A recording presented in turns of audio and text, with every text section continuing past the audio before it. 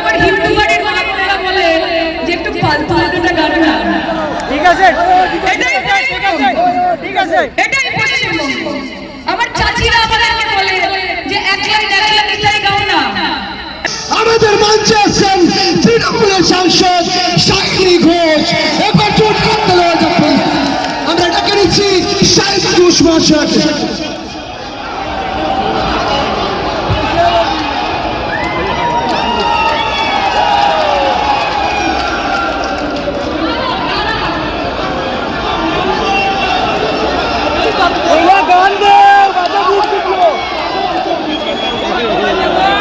কি খেলা হবে? এইখানে খেলা হবে আর এইদিকে খেলা।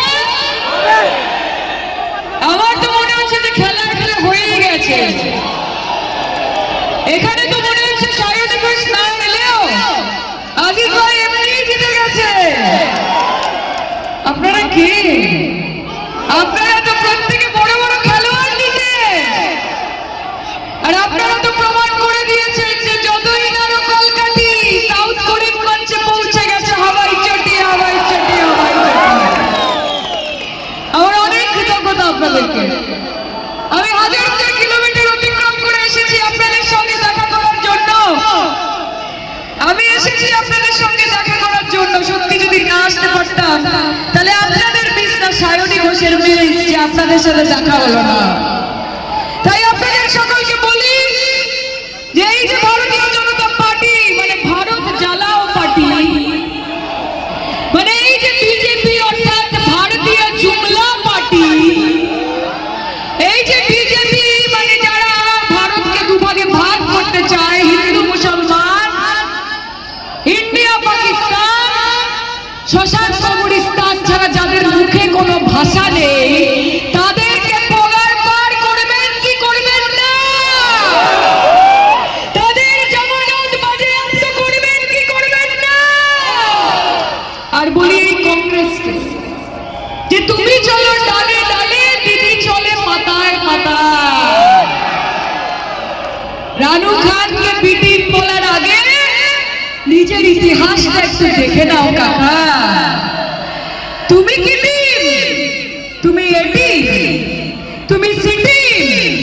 তুমি ডি টিম? এ থেকে জেড অবধি যদি বিজেপির সঙ্গে প্রত্যক্ষ এবং পরোক্ষভাবে কেউ জড়িয়ে থাকে তাহলে তার নাম হচ্ছে জাতীয় কংগ্রেস।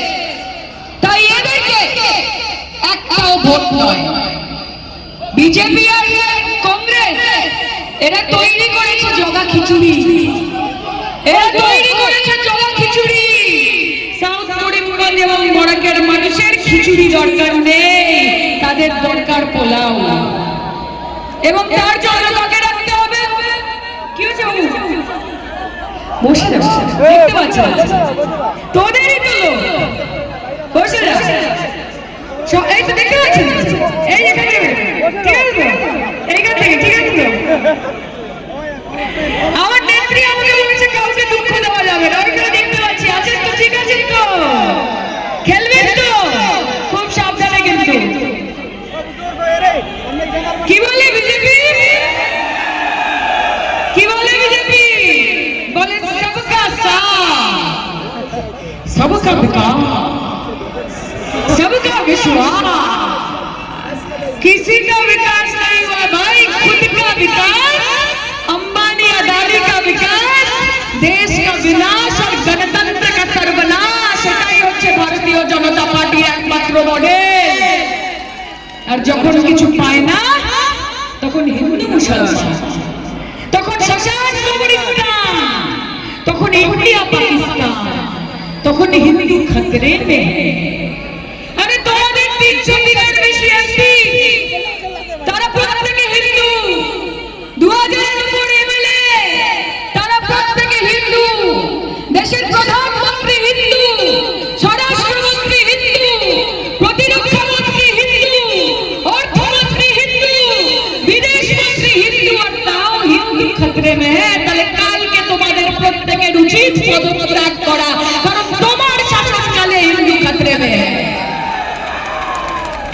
বড় বড় কথা, ইলেকশনের আগে ভোট পাখি হয়ে উড়ে উড়ে আসা আর জুড়ে জুড়ে বসা। ভোটের আগে এসে কি বলছে কংগ্রেস? বলছে কহো না প্যার হ্যাঁ, কহো না প্যার হ্যাঁ, বলছে তো। আর ইলেকশনের পরে তোমার দেখা নাই রে, তোমার দেখা নাই কংগ্রেস, তোমার দেখা নাই, তোমার দেখা নাই কংগ্রেস, তোমার দেখা নাই। আর বিজেপি কি বলি বলুন তো? कि चाय से शुरू हुई थी सरकार और गाय पे अटक गए, कि चाय से शुरू हुई थी सरकार और गाय पे अटक गए, और विकास के पापा मोदी जी रास्ते में भटक गए,